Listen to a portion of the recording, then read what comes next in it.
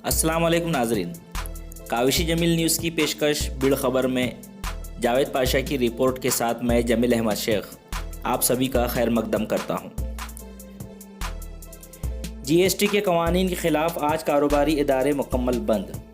व्यापारी बिरादरी ने इंतज़ामिया को पेश किया मेमोरेंडम।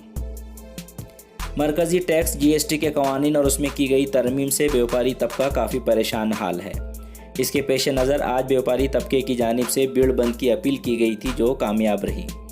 कारोबारी इदारे सुबह से ही बंद रहे और जीएसटी कवानीन और उसमें की गई तरमीम के वापस लेने के मतालबे को लेकर व्यापारी तबके की जानिब से ज़िला कलेक्टर को मेमोरेंडम पेश किया गया।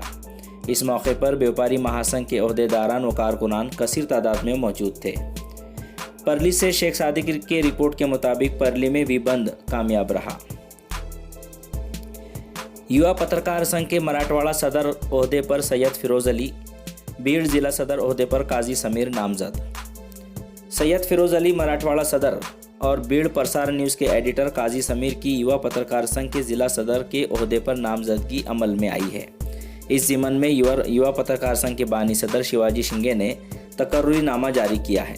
समीर काजी की इस नामजदगी पर दोस्त व अहबाब ने मुबारकबाद पेश की और मुस्तकबिल के लिए नेक ख्वाहिशात का इजहार किया।